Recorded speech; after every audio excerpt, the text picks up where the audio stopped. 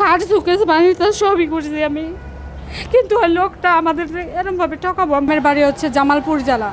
আমি ঢাকা চাকরি করতাম, গার্মেন্টসে একটা চাকরি করাকালে পাশের রুমে একটা ভাইয়ের সাথে আমার যোগাযোগ পরিচয় হয়। উনি এর আগে 12 বছর ওনার ওয়াইফকে নিয়ে বাইরে থাইকে আইছে এবং ওনার সাথে পরিচয় হয়। ওনারা আবার যাওয়ার জন্য সিদ্ধান্ত নিচ্ছে যে দুইজনে স্বামী স্ত্রী যাওয়া যায়, এমনকি গেলে ভালো হয়, ফ্যামিলি ভিসা, স্বামী স্ত্রী একসাথে থাকা খাওয়া ওই জায়গা থেকেই, মানে খাওয়া দাওয়া কম, মানে সব কিছুই মালিকেই দিবে, কোম্পানির মালিকে দিবে। পরে আমার স্বামীকে বললাম, আমার স্বামী তো আগে থেকে যাওয়ার জন্য সিদ্ধান্ত নিচ্ছিল, কিন্তু উনি একা। কিন্তু পরে এই অফারটা পাওয়ার পরে আমরা দুইজনে মিলে ঢাকা পল্টনে আসলাম। আসার পরে আপনার ওই সুলাইমানের সাথে কথা বললাম, বলার পরে উনি বলল যে হ্যাঁ এরকম তোমরা যাও, কম টাকা লাগবে, এরকম ভালো বেতন পাইবা, গেলে সুযোগ সুবিধা অনেকটাই আছে, মানে এমনও কথা বলছে যে আমাদের মগজ একেবারে ঘুলাই নিচ্ছে অনেক।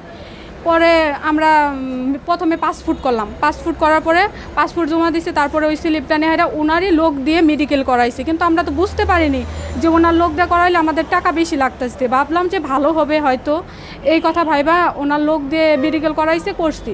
প্রথমে মিশরে যাওয়ার জন্য মেডিকেল করছি, করার পরে মিশরে প্রায় 5 মাস এরকম কাটে গেছে। যাওয়ার পরে উনি বলতেছে যে মিশরে লোক নেওয়া বন্ধ আছে, মিশরে কোনো ফ্ল্যাট হবে না, তোমরা যদি যাইতে চাও সৌদিতে ভালো একটা ফ্যাক্টরি আছে, ওই জায়গায় যাও, গেলে পরে ভালো হবে, দুইজনে স্বামী স্ত্রী থাকা খাওয়া একসাথে।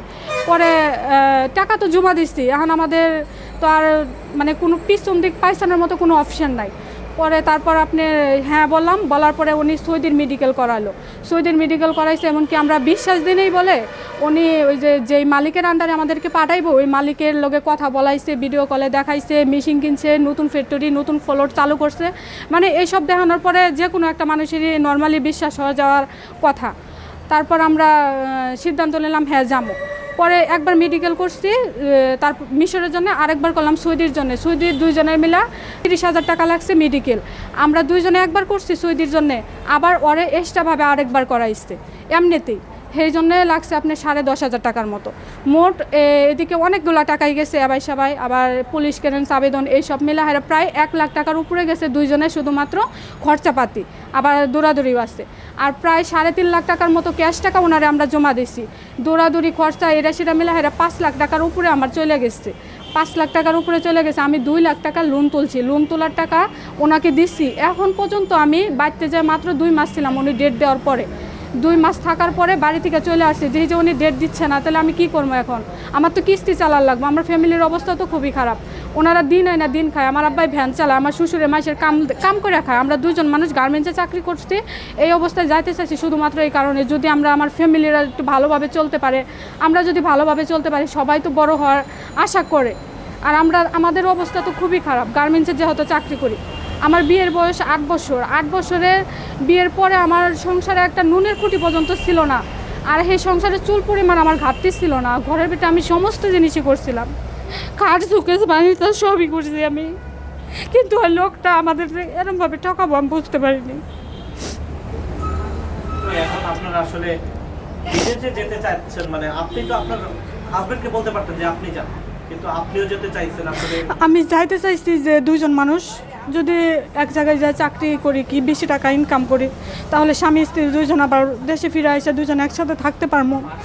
এই সিদ্ধান্তটা এই জন্যে আমি নিয়েছিলাম। কিন্তু আমার ঘরের ভিতরে অনেক ফার্নিচার ছিল, প্রায় 2 লাখ টাকার মতো আমি জিনিস করছিলাম ঘরের মধ্যে, ওনার সবই আমি বেঁচে দিছি, দিয়ে আমি সব ওই টাকা ওনারে আমি দিচ্ছি। ওনার কাছে আমার 2 মাস যে ওনার সাথে আমার যোগাযোগ হয়েছে, আমি ওনারে অনেক রিকোয়েস্ট করছি, পায়ে ধরার মতো রিকোয়েস্ট করছি, কিন্তু উনি আমার টাকা ফিরিয়ে দেয় নাই। আমার অনেক কষ্টের টাকা, আমি এখনও গার্মেন্টস খাইটা এটা আমি আপনার লোন দিতেছি, আমার কানের জিনিস, গলার জিনিস, হাতের জিনিস সব আমি বেচে দিচ্ছি। আমি অনেক রিকোয়েস্ট করছি যে আমার টাকাগুলো ফিরিয়ে দেন, আমার লোনগুলো আমি যদি তুলছি ওই টাকাটা যদি আমি ব্যাঙ্গালারে ফিরিয়ে দিই, তাও আমি ভালোভাবে চলতে পারবো গার্মেন্টসে চাকরি করে, কিন্তু উনি আমার দেয় নাই। আর এখন তো কোনো যোগাযোগ নেই, পলাতো অবস্থায় আছে। আপনাদের কি কোনো ছেলে মেয়ে আছে? হ্যাঁ, আমার একটা মেয়ে আছে। আমি অনেক রিকোয়েস্ট করছি, মেয়ের বয়স 4.5 বছর। যদি আপনারা বিদেশ যেতে পারতেন তাহলে কি মেয়েকে রেখে যেতেন? হ্যাঁ, মেয়ে শ্বশুর শাশুড়ির কাছে থাকতো। আচ্ছা, আপনারা যে গার্মেন্টসে চাকরি করে এতগুলো টাকা ম্যানেজ করলেন, আসলে কি কি ক্ষতি করছে?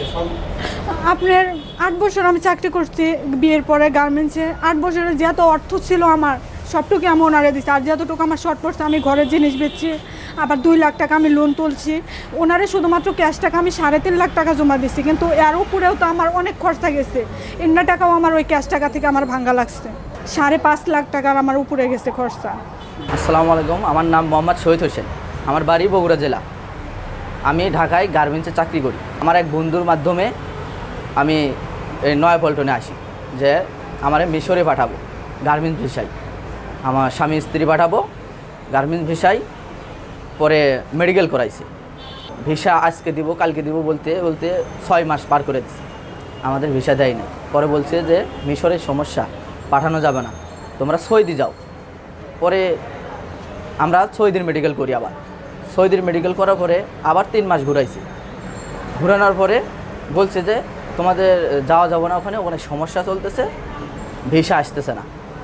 তাহলে আমরা বলছি তাহলে আমাদের টাকা ফেরত দেন, যেহেতু পাঠাতে পারতেছেন না। পরে বলছে যে টাকা ফেরত দেব, আজ মানে ডেট দেয়, কিন্তু টাকা আমাদের ফেরত দেয় না। এখন এর ফোন বন্ধ, হ্যাঁ আমরা পাইতেছি না।